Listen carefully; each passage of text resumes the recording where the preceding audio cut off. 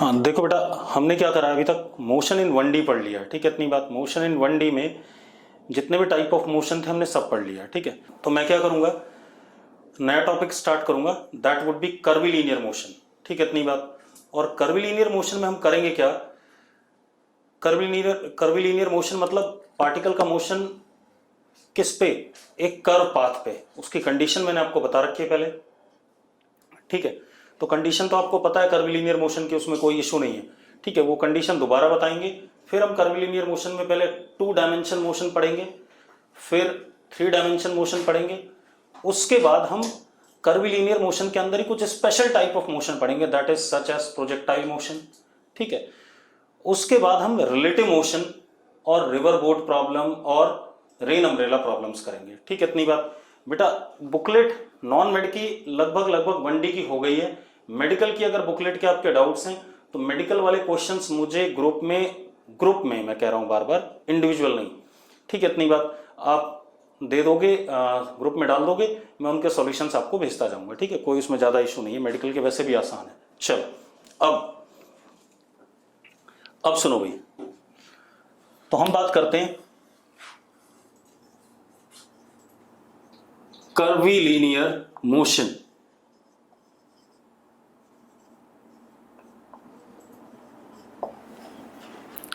अब curvilinear motion हमने पढ़ा हुआ है बेटा पहले, ठीक है। पढ़ा हुआ क्या, उसकी कंडीशन पढ़ी है हमने, ठीक है। हमने कुछ पढ़ा नहीं है, सिर्फ कंडीशन पढ़ी है कर्वीलीनियर मोशन की।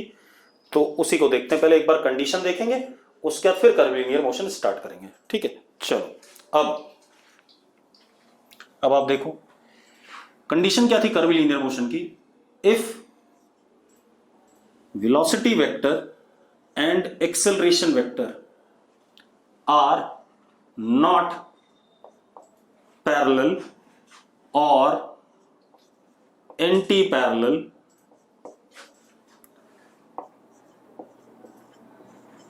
throughout the motion, अगर velocity और एक्सेलरेशन पूरे मोशन के दौरान पैरेलल और एंटी पैरेलल ना हो, ठीक है। इतनी बात। तो कर्वीलीनियर मोशन होगा, ठीक है। इतनी बात, ये हमने करा हुआ है। तो सबसे पहले देखो, अगर वेलोसिटी और एक्सेलरेशन पैरेलल और anti parallel through out motion नहीं, मैंने आपको बताया था, देखो एक मिनट, मैं इस मार्कर को देखो, मैंने मार्कर को ऐसे फेंका तो ये मार्कर आपका क्या कहते हैं, कर्व पाथ पे गया, एक प्रोजेक्टाइल जैसा गया कि नहीं गया। अगर गया तो यस लिखो फटाफट। देखो हमने क्या करा, पार्टिकल को ऐसे प्रोजेक्ट करा, दिस इज वेलोसिटी हवा में। एक्सेलेरेशन ड्यू टू ग्रेविटी कैसे, नीचे, हमेशा नीचे होता है एक्सेलेरेशन ड्यू टू ग्रेविटी। अब एक बात बताओ, हमारा पार्टिकल कुछ इस रास्ते पे गया कि नहीं गया, कर्व पाथ पे, यस और नो, ठीक है। तो कर्व पाथ पे पार्टिकल जा रहा है। इस केस में अगर आप कहीं पर भी देखो तो वेलोसिटी यहां पर ऐसे है, एक्सेलरेशन ऐसे है, एंगल ये आ रहा है इनके बीच में, which is neither 0 degree nor 180 degree, ठीक है। अगर मैं यहां पर देखूं, ये वेलोसिटी, एक्सेलरेशन ये हो गया, एंगल ये रहा आपके पास। यहां पर देखें, वेलोसिटी और ये हमारा एंगल। तो एंगल जो हमारे पास V और A के बीच में है वो पूरे मोशन के दौरान 0 और 180 नहीं है। तो पाथ कैसा है पार्टिकल का, कर्वीलीनियर है। हाँ एक बात का ध्यान रखना, किसी एक इंस्टेंट पे पैरेलल एंटी पैरेलल हो सकते हैं बेटा, लेकिन पूरे मोशन के दौरान पैरेलल एंटी पैरेलल नहीं होंगे, यस और नो। अब जरा देखो एक मिनट, अब कहानी क्या हमारे पास, ध्यान सुनो। तो एक कंडीशन तो ये आ गई कि V और A पैरेलल और एंटी पैरेलल नहीं होने चाहिए। दूसरी कहानी क्या है, दूसरी कहानी क्या है बेटा, V मतलब एक्सेलरेशन मस्ट एग्जिस्ट, एक्सेलरेशन होना जरूरी है, क्योंकि एक्सेलरेशन क्या करेगा, वेलोसिटी को चेंज करेगा। एक्सेलरेशन मस्ट एग्जिस्ट, और कौन सा वाला, सेंट्रीपेटल एक्सेलरेशन।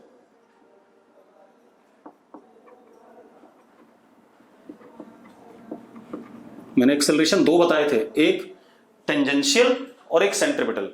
टेंजेंशियल क्या करता था, सिर्फ वेलोसिटी का मैग्नीट्यूड बदलता था, डायरेक्शन नहीं बदलता था।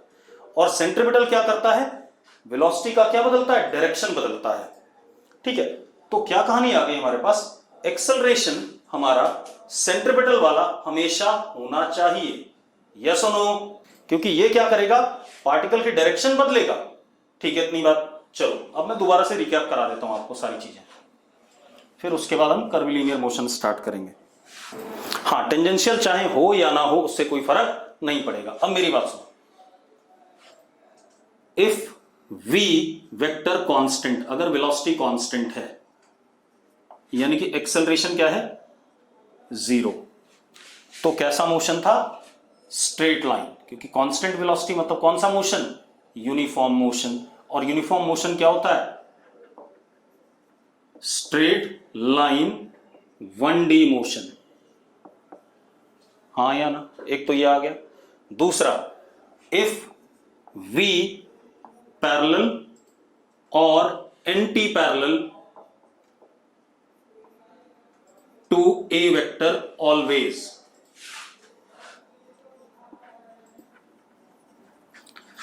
then straight line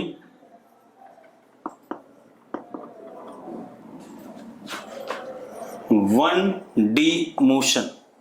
ठीक है, इतनी बात। एक और चीज, इफ a वेक्टर पैरेलल और anti parallel to v vector, then a is कौन सा acceleration, tangential acceleration.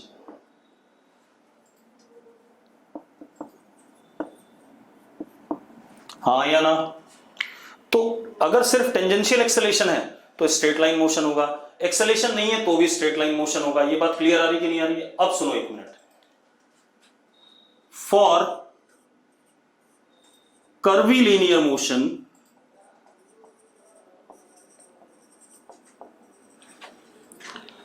particle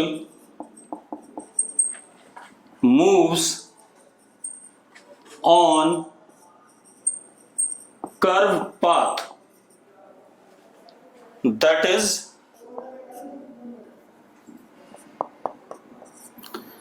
direction of v vector continuously changes।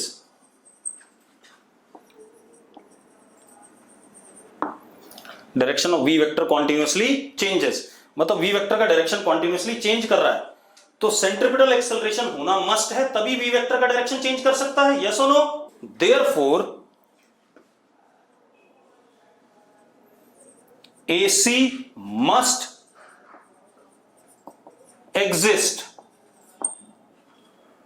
AC must exist, AT may or may not be present। Tangential acceleration हो भी सकता है और नहीं भी हो सकता। तो ओवरऑल क्या कहानी आ गई, ओवरऑल ये कहानी आ गई, एक्सेलरेशन तो होना चाहिए, लेकिन एक और चीज होनी चाहिए, एक्सेलरेशन पूरे मोशन के दौरान पैरेलल और एंटी पैरेलल नहीं होना चाहिए वेलोसिटी के, यस और नो। तो मैं लिख देता हूं, therefore we conclude that for curvilinear motion, CM ऐसे लिख रहा हूं मैं शॉर्ट में, for curvilinear motion A must exist such that A not parallel or anti-parallel to v vector throughout the motion।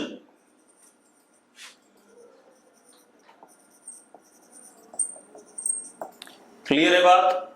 ये कहानी हो गई हमारे पास। अब आते हैं कर्वीलिनियर मोशन की कंडीशन तो हो गई कि एक्सेलरेशन होगा जरूर, और एक्सेलरेशन का सेंट्रिपिटल वाला पार्ट होना जरूरी है, टेंजेंशियल हो भी सकता है और नहीं भी हो सकता है। ठीक है, अब हम आते हैं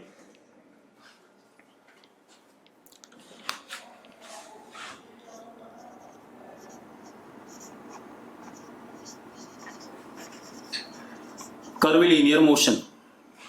अब कर्विलीनियर मोशन के लिए हमें कंडीशन तो पता चल गई कि V और A through out the motion parallel और एंटी पैरेलल नहीं हो सकते, ये बात हमें पता चल गई। ठीक है, इतनी बात। अब और सेंट्रिपिटल एक्सेलेरेशन होना जरूरी है, बगैर सेंट्रिपिटल एक्सेलेरेशन के कर्विलीनियर मोशन नहीं हो सकता, क्योंकि कर्विलीनियर मोशन पे पार्टिकल ऐसे करके किसी कर्व पाथ पे चलता है।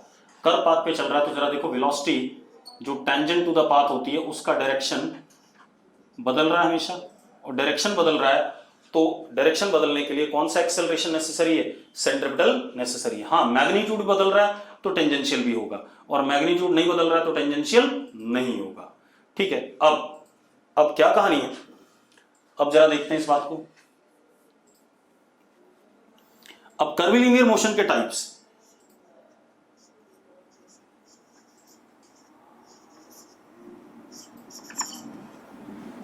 दो टाइप बेटा, एक यूनिफॉर्मली एक्सेलरेटेड मोशन और एक नॉन यूनिफॉर्मली एक्सेलरेटेड मोशन।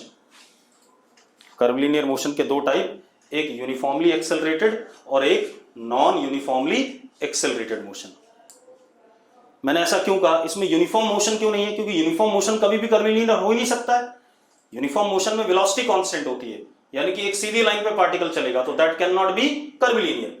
तो कर्विलीनियर मोशन में हमारे पास दो टाइप का, एक यूएएम जिसमें एक्सेलरेशन कांस्टेंट है, और एक एनयूएम जिसमें एक्सेलरेशन वेरिंग है। क्लियर है बेटा? अब हम सबसे पहले क्या करेंगे, किसी एक को पढ़ेंगे, तो सबसे पहले यूएएम को पढ़ेंगे, यूनिफॉर्मली एक्सेलरेटेड कर्विलीनियर मोशन। ठीक है, तो इसको ऐसे लिख देते हैं, UAM CM, uniformly accelerated curvilinear motion.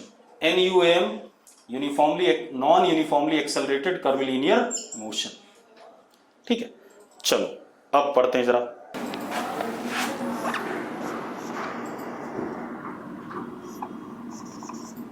Uniformly accelerated curvilinear motion. ठीक है, इतनी बात। एक्सेलरेशन कांस्टेंट है, ये ध्यान रखना, एक्सेलरेशन कैसा है? कांस्टेंट है। ठीक है, इतनी बात। लेकिन v वेक्टर और a वेक्टर पूरे मोशन के दौरान पैरेलल और एंटी पैरेलल नहीं है। यस और नो? अगर यस है ये बात तो यस लिख दो फटाफट। ठीक है, इसका सबसे बढ़िया एग्जांपल आता है प्रोजेक्टाइल मोशन, या मोशन छोड़ो अभी, बाद में करेंगे उसे, प्रोजेक्टाइल मोशन को। यूनिफॉर्मली एक्सेलरेटेड कर्विलीनियर मोशन मतलब acceleration is constant, acceleration vector is constant. ठीक है, इतनी बात। मतलब ना एक्सेलरेशन का मैग्नीट्यूड बदलेगा, ना एक्सेलरेशन का डायरेक्शन। अब मेरी बात सुनो, मान लो हमारे पास एक पार्टिकल है, उसको हमने velocity they the initial u vector at time 0, और एक्सेलरेशन ये रहा, और ये एक्सेलरेशन कैसा है? कांस्टेंट है। क्लियर है? ठीक है, हाँ, एक्सेलरेशन अगर मैं बोल रहा हूं तो नेट एक्सेलरेशन ही बोल रहा हूं बेटा। ठीक है, मैं इस चैप्टर में सेंट्रिपिटल टेंजेंशियल बार बार नहीं कहूंगा। मैंने कहा एक पार्टिकल, उसकी वेलोसिटी u ऐसे दे दी हमने टाइम 0 पे, और एक्सेलरेशन ऐसे है। क्लियर? और एक्सेलरेशन कांस्टेंट रहेगा हमेशा, एक्सेलरेशन का ना मैग्नीट्यूड बदलेगा ना डायरेक्शन बदलेगा। क्लियर है? ठीक है, अब पार्टिकल इस रास्ते पे चलता है, मान लेते हैं इस रास्ते पे चलता है। ठीक है, इतनी बात। This is path of motion of particle. थोड़ा सा और अच्छी अंग्रेजी में लिखें तो इसको कहते हैं ट्रेजेक्ट्री ऑफ पार्टिकल। जिस रास्ते पे पार्टिकल चलता है उसको क्या कहते हैं? Trajectory of particle. और थोड़ा सा अच्छा लिख दूं, और थोड़ा सा अच्छा लिखेंगे तो locus of path followed by particle, जिस रास्ते पे चलता है।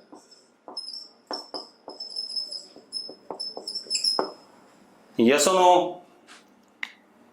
ठीक है, किसी भी नाम से कह सकते हैं, पाथ ऑफ पार्टिकल या ट्रेजेक्ट्री ऑफ पार्टिकल या locus of path of particle. ठीक है, इतनी बात, जिस रास्ते पे चलता है उसको इन नामों से बोलते हैं।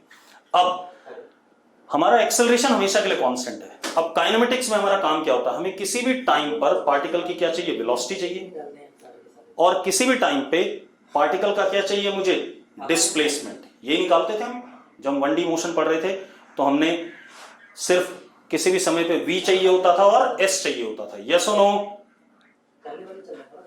ठीक है, अब मेरी बात सुनो, मुझे u और a गिवन है, ये ध्यान रखना, u और a गिवन है, टाइम 0 पे इनिशियल वेलोसिटी दे दी गई, और एक्सेलरेशन तो हमेशा के लिए पता है, क्योंकि एक्सेलरेशन ना मैग्नीट्यूड बदलना है ना डायरेक्शन, हमेशा ऐसे ही रहेगा। अगर यहां पर एक्सेलरेशन देखें, जितनी लेंथ ये उतनी लेंथ ये, और डायरेक्शन भी सेम। यहां पर एक्सेलरेशन देखें तो जितनी लेंथ ये उतनी लेंथ ये, डायरेक्शन भी सेम, हमेशा ऐसे ही रहेगा। ठीक है, इतनी बात। अब मेरी बात सुनो, ठीक है,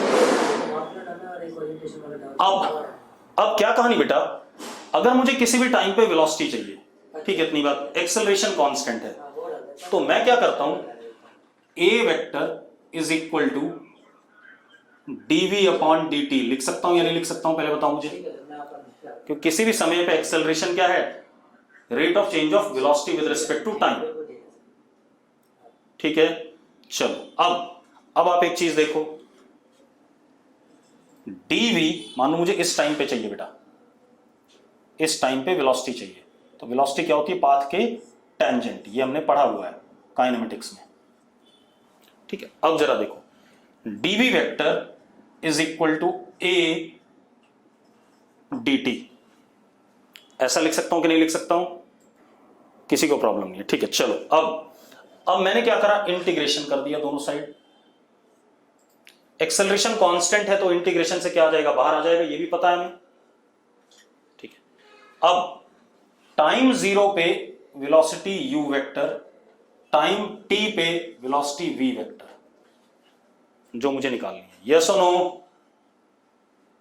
ठीक है, अब वन डायमेंशन मोशन में क्या था, हमने राइट हैंड साइड में पॉजिटिव मान लिए थे साइन, लेफ्ट हैंड साइड में नेगेटिव मान लिए थे। यहां पर ऐसा कुछ नहीं है कि आप राइट में चल रहे हो लेफ्ट में चल रहे हो, यहां पर तो आप एक कर्व पाथ पे चल रहे हो, तो आपको वेक्टर को एज अ वेक्टर ही ट्रीट करना पड़ेगा। क्लियर है इतनी बात? ठीक है, अब यहां आ गया integration v, lower limit u, upper limit v, और यहां पर आ गया a t 0 to t। Yes और नो? ये हो गया v vector minus u vector is equal to a vector into t, यानी कि v vector is equal to u vector plus a vector into t। ये आ गया कि नहीं आ गया? हाँ, अब मजेदार बात देखो, आपको u और a पता थे, अगर पता थे तो इनके बीच का एंगल भी पता रहा होगा आपको इसका मैग्नीट्यूड पता था, इसका मैग्नीट्यूड पता था। ठीक है, अब आप कर क्या रहे हो, आप v निकालने के लिए, v वेक्टर निकालने के लिए u वेक्टर का सम कर रहे हो, किससे, t टाइम्स a वेक्टर से। t is what, scalar quantity. ठीक है, मान लेते हैं t हमारा 2 सेकेंड्स है, मान लेते हैं t हमारा क्या है, 2 सेकेंड्स, तो v vector will be u plus twice of a vector. हाँ या ना? अगर 3 सेकेंड है तो thrice of a vector, 4 second है तो 4 टाइम्स ऑफ a वेक्टर। अब क्लियर है, कोई दिक्कत तो नहीं इसमें? चलो अब मेरी बात सुनो,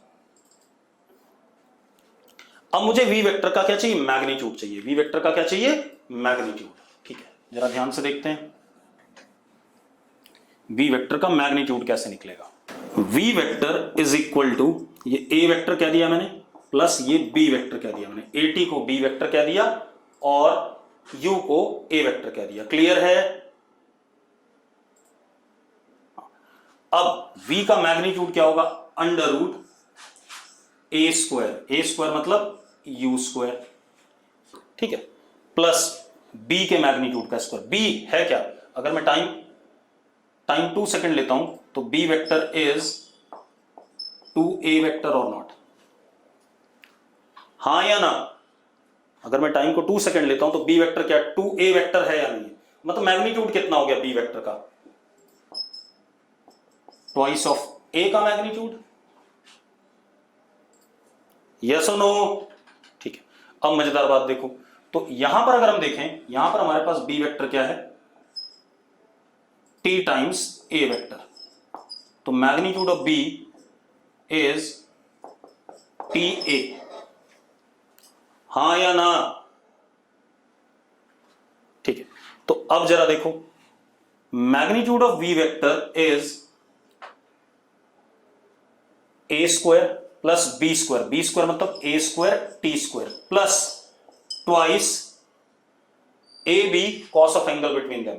अभी बता रहा हूं बेटा, रुक जा, इतनी जल्दी नहीं, मैं टाइम को कुछ अज्यूम नहीं कर रहा हूं। जिया, मैंने टाइम को क्या लिखा? मैग्नीट्यूड क्या हो जाए? टाइम क्या स्केलर क्वांटिटी है बेटा। रुको एक मिनट, रुक जाओ रुक जाओ रुक जाओ रुक जाओ रुक जाओ फिर रुक जाओ, मैं दूसरे तरीके से बताता हूं, रुक जाओ। यहां तक कोई दिक्कत नहीं किसी को, मैं कह रहा हूं यहां तक कोई दिक्कत है तो पहले ये बताओ, यहां तक किसी को कोई इशू है? नहीं। अब रुक जाओ, अब आपके पास है क्या? आपको वी वेक्टर निकालना है। अगर वी वेक्टर निकालना है, कोई भी वेक्टर, तो आपको उसका मैग्नीट्यूड भी बताना होता है और डायरेक्शन भी बताना होता है, हाँ या ना? ठीक है, तो मुझे वी वेक्टर का क्या बताना है? मैग्नीट्यूड बताना है। और हमें गिवन क्या क्या है? एक तो यू वेक्टर गिवन है कंप्लीटली, उसका मैग्नीट्यूड, ए वेक्टर गिवन है उसका मैग्नीट्यूड, और इन दोनों के बीच का एंगल, ये चीज हमें गिवन है। यस और नो?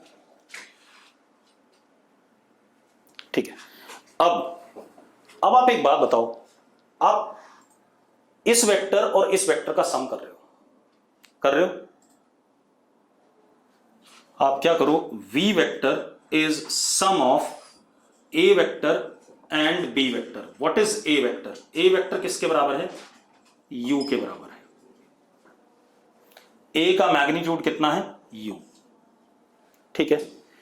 b वेक्टर किसके बराबर है? t वेरिएबल ही है बेटा, लेकिन t है कैसा? स्केलर क्वांटिटी, ये तो पता है। टाइम वेरिएबल है क्योंकि मैं किसी भी समय पे वेलोसिटी जानना चाहता हूं, ठीक है। चलो, b वेक्टर क्या है? t टाइम्स a वेक्टर, ठीक है। अब एक बात बताओ, मैग्नीट्यूड क्या होगा b का? मैग्नीट्यूड क्या होगा b का? जल्दी बताओ मुझे। ta, बिल्कुल सही, हाँ या ना? हाँ, at या ta, बिल्कुल बिल्कुल बिल्कुल, ये आ गया। अब मुझे एक बात बताओ, angle between a vector and b vector कितना होगा? क्योंकि मुझे सम करने के लिए दोनों का मैग्नीट्यूड चाहिए होता है और दोनों के बीच का एंगल। तेजस कह रहा है थीटा होगा, कर्तव्य थीटा कह रहा है, बिल्कुल सही बात है। अगर कोई वेक्टर स्केलर क्वांटिटी से मल्टीप्लाइड है, ठीक है, इतनी बात, तो वेक्टर की डायरेक्शन नहीं बदलती है। अगर हम टी ए वेक्टर लेते हैं तो जरा देखो, t a vector is parallel to a vector और नॉट? ये बताओ मुझे। हाँ, तेजस कह रहा है बस मैग्नीट्यूड में चेंज आता है। मैग्नीट्यूड कितना होगा? टी ए हो गया, लेकिन डायरेक्शन तो वही है। अगर कोई वेक्टर स्केलर क्वांटिटी से मल्टीप्लाई होता है तो उसके डायरेक्शन में चेंज नहीं आता, उसके सिर्फ किस में चेंज आता है? मैग्नीट्यूड में, बिल्कुल सही बात है। तो angle between a vector and b vector is theta, वही पुराना वाला। यस और नो? बेटा -2 टाइम नेगेटिव नहीं हो सकता, पहली बात तो। किसी ने कहा स्केलर अगर -2 हो, ठीक है भाई, तो डायरेक्शन एंटी पैरेलल हो जाएगी अगर माइनस हो गया तो। लेकिन यहां पर हम टाइम की बात कर रहे हैं, तो टाइम की बात कर रहे हैं तो in the case of time, time can not be negative, ठीक है, इतनी बात। अब चलो, अब क्या कहानी बेटा, ये आ गया। अब मुझे पता है ए वेक्टर का मैग्नीट्यूड, बी वेक्टर का मैग्नीट्यूड एंड ए और बी के बीच का एंगल। तो अब magnitude of we vector is under root a square plus B square plus 2ab cos theta. ये मैग्नीट्यूड आ गया कि नहीं आ गया? फॉर्मूला ये होता है वेक्टर सम का, ठीक है। तो ये तो आ गया हमारे पास मैग्नीट्यूड, ठीक है। अब इसकी डायरेक्शन,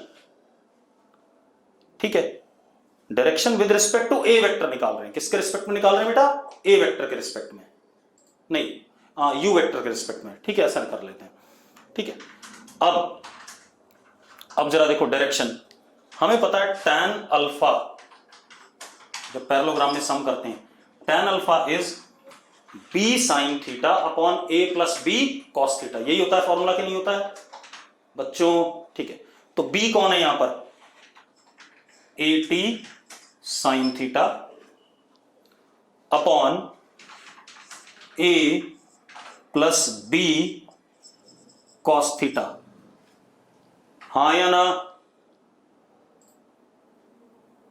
अब एक और मजेदार बात, alpha is angle between u vector and v vector, क्योंकि हमने किसके रिस्पेक्ट में निकाला है?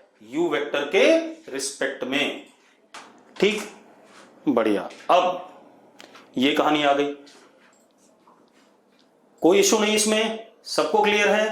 तो हमारे पास v वेक्टर कंप्लीटली आ गया। ठीक है, इतनी बात, उसका मैग्नीट्यूड आ गया, उसका डायरेक्शन आ गया, सब कुछ आ गया। अब मजेदार बात देखो, क्या 1D से अलग है? देखो मैं मार्क कर देता हूं, u का डायरेक्शन ऐसे था, तो अल्फा ये एंगल है, ये दोनों पैरेलल थे u। ठीक है, अल्फा ये हो गया। ठीक है, इतनी बात। अब बिल्कुल अलग नहीं है भाई, सेम है। कोई कह रहा थोड़ा सा अलग है, थोड़ा सा अलग क्या है? ठीक है, वहां पर एंगल क्या होते थे? 0 और 180 होते थे, तो यही रिजल्ट आ जाता था। यहां पर क्या है भाई? थीटा अगर 0 हो जाए तो u प्लस 80 आ जाएगा, आ जाएगा कि नहीं आ जाएगा? थीटा 180 हो जाए तो u माइनस 80 हो जाएगा। ठीक, अब पारस चावला को अल्फा समझ नहीं आया भाई। दो वेक्टर के बीच में जो रिजल्टेंट आता था उसका एंगल हम किसी ना किसी वेक्टर के रिस्पेक्ट में देखते थे। जब ए वेक्टर प्लस बी वेक्टर करते थे तो अल्फा एंगल ए वेक्टर के रिस्पेक्ट में होता था, तो वही करा भाई मैंने, बी साइन थीटा अपॉन ए प्लस बी कॉस थीटा, निकाल दिया tan अल्फा। अब एक और चीज है बेटा, T A T sine theta upon A plus you plus a T cos theta, T लिखा हुआ मैंने। ठीक है, अब क्या कहानी है? डायग्राम में टी है ऊपर, यहां देखिए लिखा हुआ है, तब भी नहीं दिख रहा है इसे। ठीक है, चलो अब आ जाओ। इसके बाद अब हम आते हैं डिस्प्लेसमेंट निकालने पे। क्या निकालने पे? डिस्प्लेसमेंट। कोई इशू है इसमें? कोई इशू नहीं। चलो अब डिस्प्लेसमेंट निकालेंगे। चलो अब मजेदार बात देखो, हमारे पास ए कांस्टेंट हमें पता है, v हमने निकाल लिया, v is equal to u vector plus a vector into t. ये आ गया हमारे पास। हमने v का मैग्नीट्यूड भी निकाल लिया, v का डायरेक्शन भी निकाल लिया। ठीक है, एक्चुअल में कर्वीलिनियर मोशन करने को पढ़ने के हमारे पास दो तरीके होते हैं, एक होता है प्योर वेक्टर अप्रोच और एक होता है कंपोनेंट अप्रोच। तो अभी मैं आपको क्या करा रहा हूं? वेक्टर अप्रोच करा रहा हूं। क्या करवा रहा हूं? Vector approach. ये आपको बाकी बुक्स में नहीं मिलेगा, लेकिन कई बार क्या होता है, वेक्टर अप्रोच से क्वेश्चन बड़ा आसानी से हो जाता है। जब हम क्वेश्चन करेंगे तो वेक्टर अप्रोच हमें क्वेश्चन को बहुत आसानी से करवा देगा। कंपोनेंट अप्रोच थोड़ा सा हमें टाइम टेकिंग प्रोसेस हो जाता है। क्लियर है? ठीक है, अब तो अभी हम वेक्टर अप्रोच पढ़ रहे हैं, बिल्कुल कर्वीलिनियर मोशन को हम बिल्कुल प्योरली वेक्टर जैसा ट्रीट कर रहे हैं। ठीक है, जब हम आगे कर्वीलिनियर मोशन पढ़ेंगे तो हम कंपोनेंट अप्रोच के तरीके से पढ़ेंगे। क्लियर? चलो, अब तो v वेक्टर हमने निकाल लिया। अब एक बात बताओ, टाइम की वैल्यू डालता जाऊंगा, मुझे उस टाइम के कॉरस्पॉन्डिंग v मिलता जाएगा कि नहीं मिलता जाएगा?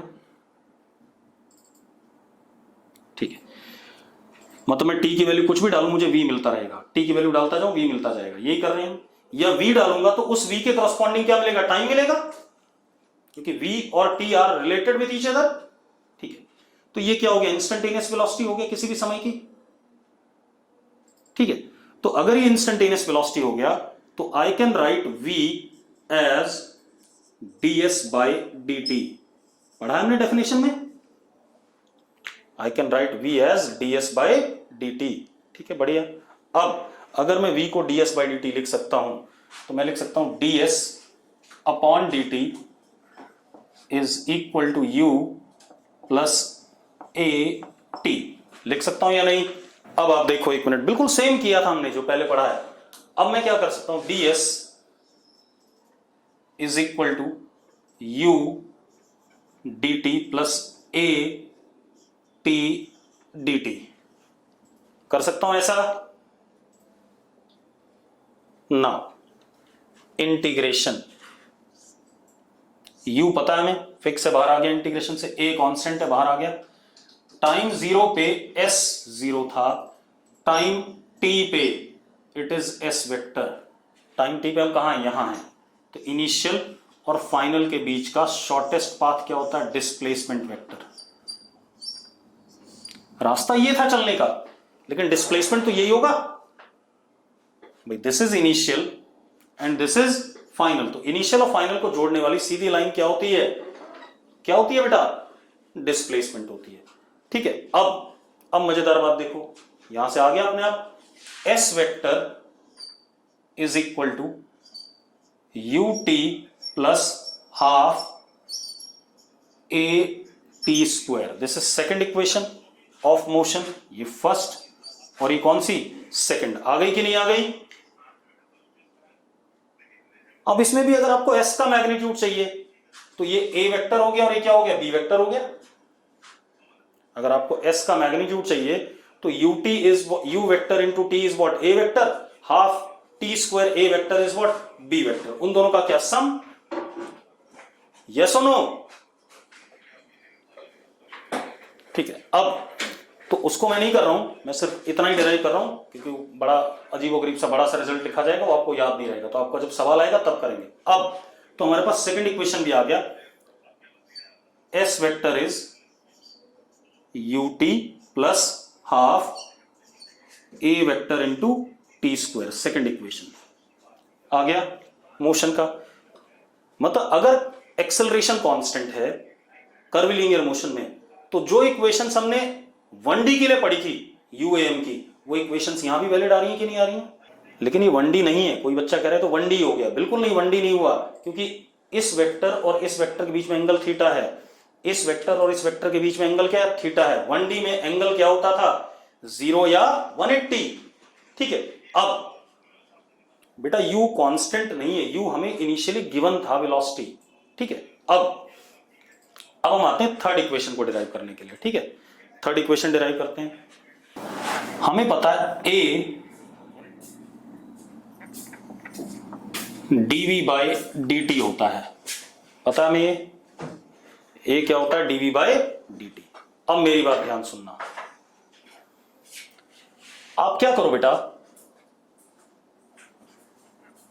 ds dot dv by dt is equal to a dot ds। दोनों साइड आपने ds से डॉट प्रोडक्ट कर दिया। कोई गलत किया मैंने? हाँ, ds कहां से आया? निगम की ये समस्या, इसमें मैंने ds कैसे लिखा? यार एक बात बता, अगर 2 इज इक्वल टू 2 लिखा है तो मैं इधर 4 से मल्टीप्लाई कर दूं, इधर 4 से मल्टीप्लाई कर दूं, तो मैंने क्या गलत लिखा कुछ? पारस कह रहा u का इंटीग्रेशन। अबे u फिक्स वैल्यू थी, फिक्स वैल्यू का कौन सा इंटीग्रेशन? वो तो इंटीग्रेशन से बाहर आ जाएगा। पारस u फिक्स वैल्यू थी, गिवन थी, और अगर u फिक्स वैल्यू थी, गिवन थी, तो इंटीग्रेशन से बाहर आ जाएगा पहले ही। ठीक है, अब जरा देखो भाई, मैंने दोनों साइड ds से क्या कर दिया? डॉट प्रोडक्ट कर दिया। ऐसी थर्ड इक्वेशन वहां भी डिराइव करी थी हमने, दोनों साइड ds मल्टीप्लाई किया था। चलो अब देखो, this ds upon dt is what? v vector। तो v dot dv is equal to a dot ds। v dot dv is equal to a dot ds। ठीक है, चलो अब देखो, अब क्या कहानी है? v dv is equal to a dot ds लिख सकता हूं ऐसा?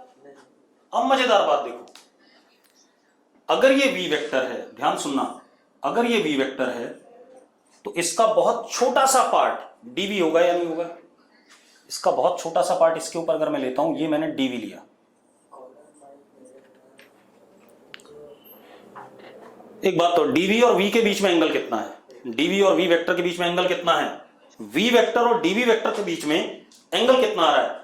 0 डिग्री आ रहा है। एक बच्चे ने 180 डिग्री भी लिखा है। कौन है 180 डिग्री वाला, जल्दी बताओ मुझे, कौन था ये जिसको 180 डिग्री दिख रहा है? अरे भाई डीवी छोटा सा पार्ट होगा इसी वेक्टर का, और छोटा सा पार्ट होगा तो भाई v के अलॉन्ग ही तो होगा। Dv is what, elemental portion of a quantity. तो ये डीवी होगा छोटा सा, ठीक है, और v क्या होगा, उसका बड़ा सा पार्ट। तो एंगल क्या हो गया इनके बीच में, 0।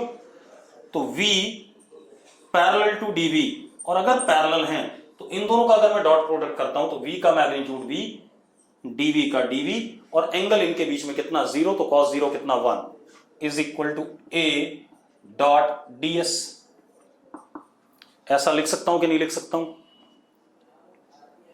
अब मैं इंटीग्रेशन करने जा रहा हूं दोनों साइड। a कांस्टेंट है बेटा, वो तो बाहर आ जाएगा इंटीग्रेशन के। s0 पे वेलोसिटी थी u, और s वेक्टर पे वेलोसिटी हो गई मैग्नीट्यूड में v, क्योंकि लेफ्ट हैंड साइड स्केलर हो गया तो अब मैं मैग्नीट्यूड्स डालूंगा। ठीक है, इतनी बात। सेजल कह रही है ये वाला स्टेप रिपीट कर दो। सेजल, हाँ मैं रिपीट कर रहा हूं जी, चिंता ना कर। सेजल एक बात बता, v और dv के बीच में एंगल कितना है? सेजल और जिया फटाफट, v वेक्टर और d वेक्टर के बीच में। अब एक बात बताओ, अगर दोनों वेक्टर के बीच में 0 एंगल है तो डॉट प्रोडक्ट जब करते हैं तो इसका मैग्नीट्यूड, इसका मैग्नीट्यूड और cos ऑफ 0, यही करते हैं कि नहीं करते हैं? cos 0 1 है, तो मैं लेफ्ट हैंड साइड को v dv लिख सकता हूं, सेजल और जिया। ठीक है, अब राइट हैंड साइड में मैंने कोई चेंज नहीं लिया, राइट हैंड साइड में a डॉट ds ही रहने दिया। अब एक बात बताओ, मैं इंटीग्रेशन कर दूं दोनों साइड, कर दिया। a कांस्टेंट है तो उसको इंटीग्रेशन के बाहर लिख सकता हूं कि नहीं लिख सकता हूं? ठीक है, अब जरा देखो, जब s 0 था तो व्हाट इज वेलोसिटी, u, हाँ या ना, जल्दी लिखो। ठीक है, और जब s वेक्टर था यहां तो कितनी वेलोसिटी, v। अब इंटीग्रेट कर दो यार, लेफ्ट हैंड साइड पे आया v square by 2, lower limit u, upper limit v। Right hand side पे आया a dot s vector 0 to s vector. यही आ रहा है कि नहीं आ रहा है? जरा देखो मैंने इसको क्या लिखा, v square by 2 minus u square by 2 is equal to a dot s। लिख सकता हूं कि नहीं? अगर लिख सकता हूं यस लिखो फटाफट। बिल्कुल सही। अब 2 उधर भेज दिया तो v square is equal to u square plus 2a dot s।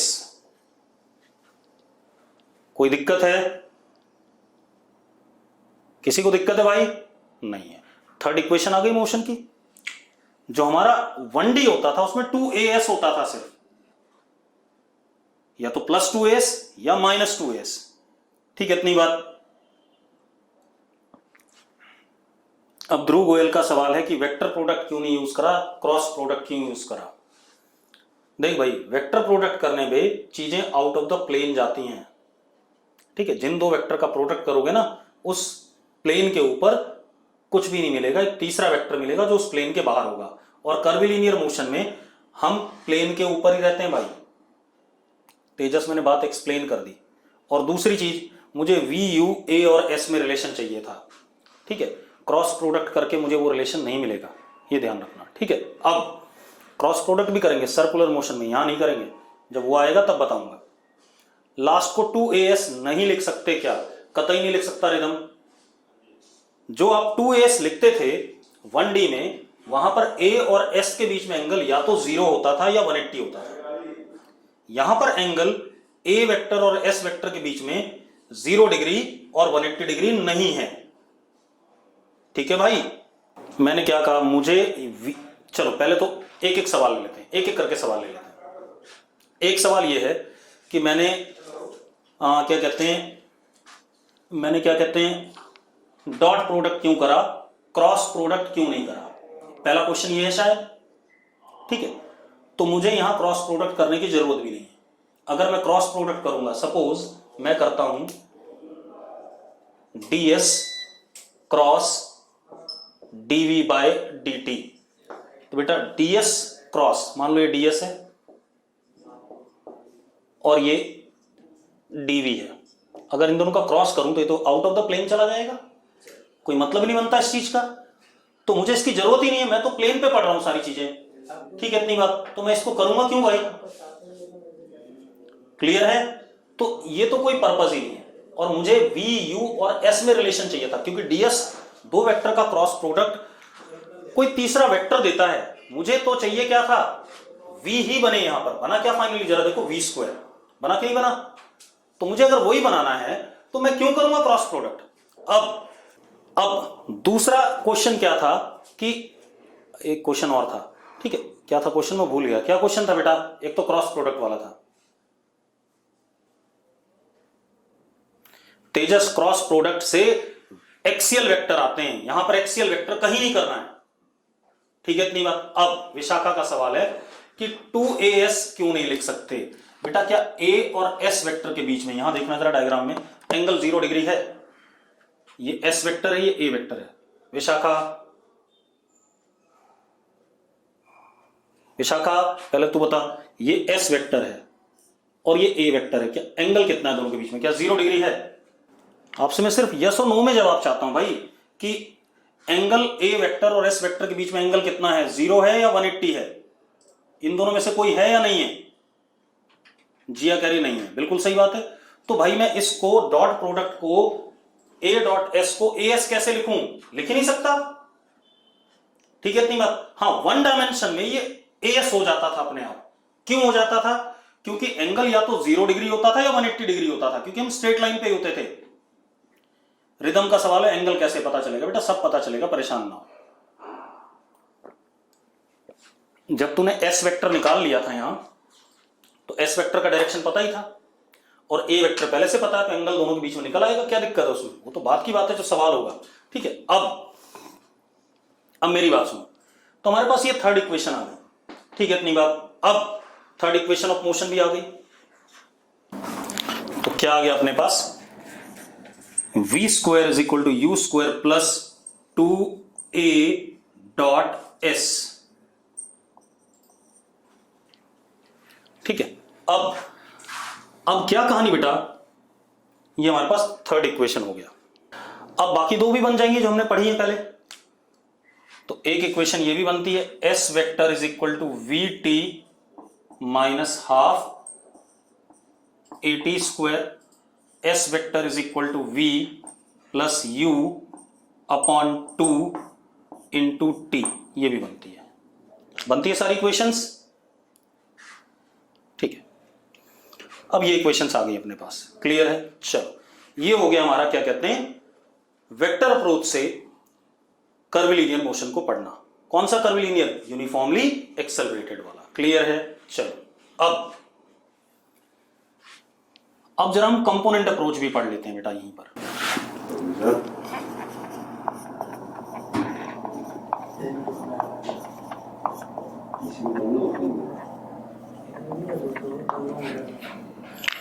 Component approach, अब मेरी बात सुनो बेटा,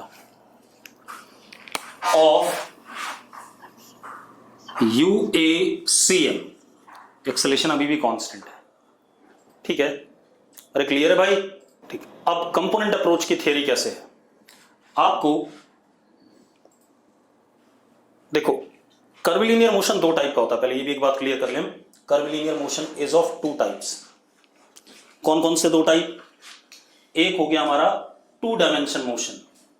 टू डायमेंशन मोशन का मतलब है कर्विलिनियर में कि आप सड़क पे अपनी बाइक ऐसे टेढ़ी मेढ़ी ग्राउंड में घुमा रहे हो, ये टू डायमेंशन हो गया, एक प्लेन के ऊपर है। किस पे मोशन है? प्लेन पे। भाई आपकी चींटी का ग्राउंड पे चलना टेढ़ा मेढ़ा स्ट्रेट लाइन पे ना चले, इधर उधर से घूम घाम के चले, तो उसको क्या कहेंगे हम? Two dimension motion. क्यों? क्योंकि आप देखो, प्लेन को आप दो कोऑर्डिनेट एक्सिस में डिवाइड कर सकते हो, this is x, this is y. तो जब ये चींटी मोशन कर रही है तो एक बात बताओ, एक्स बदल रहा है और वाई बदल रहा है, क्या जेड बदल रहा है? Yes no? नहीं बदल रहा है। तो ये कौन सा मोशन हो गया? 2 डायमेंशन मोशन हो गया। ठीक है, इसी तरीके से अगर आप पतंग उड़ाते हो, जब आप पतंग उड़ाते हो हवा में, ठीक है, इतनी बात, तो हवा में एक्स एक्सिस भी चेंज हो रही होती है, एक्स कोऑर्डिनेट भी, वाई कोऑर्डिनेट भी और जेड कोऑर्डिनेट भी। या एरोप्लेन हवा में उड़ रहा है, तो एरोप्लेन हवा में उड़ रहा है, तो जरा देखो मैं जैसे बना रहा हूं, ऐसे गया, ऐसे गया, ऐसे आया, ऐसे आया, तो इनमें एक्स भी बदल रहा है, वाई भी बदल रहा है और जेड भी बदल रहा है, तो तीनों कोऑर्डिनेट बदल रहे हैं। ठीक है, इतनी बात। तो ये ध्यान रखना कि कर्वीलिनियर मोशन 2 डायमेंशन और 3 डायमेंशन दोनों हो सकता है। ठीक है, इतनी बात। और दोनों को हम एक साथ ही पढ़ेंगे, कोई ज्यादा अलग खेल नहीं है। अब सुनो, अब मान लो हमारे पास ये एक्स एक्सिस है, ये वाई एक्सिस है,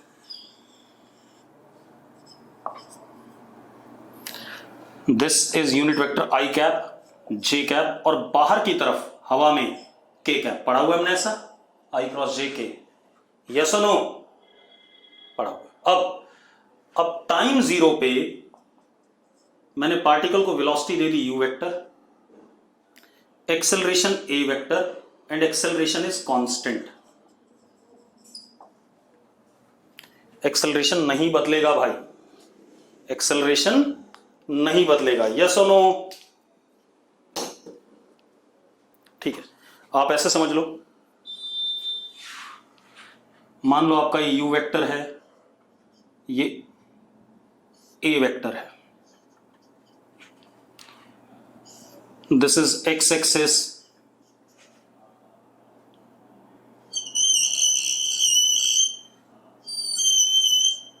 this is y axis, and बाहर की तरफ ये क्या है? जेड एक्सिस है। अब हाँ, 3 डायमेंशन वाला बता रहा हूं, अगर 2D वाला होगा तो एक कंपोनेंट अपने आप क्या हो जाएगा? गायब हो जाएगा। ठीक है, सिर्फ एक्स और वाई को पढ़ोगे, जेड वाला खत्म कर देंगे, और अगर वाई और जेड पढ़ोगे, एक्स वाला खत्म हो गया तो भी 2 डायमेंशन। ठीक है, तो मैं 3D पढ़ा रहा हूं, उसमें 2D अपने आप इंक्लूड हो जाएगा, उसके लिए चिंता नहीं करनी है। या मैं पहले 2D पढ़ा दूं? बताओ भाई, पहले सिर्फ 2D वाला ले लूं?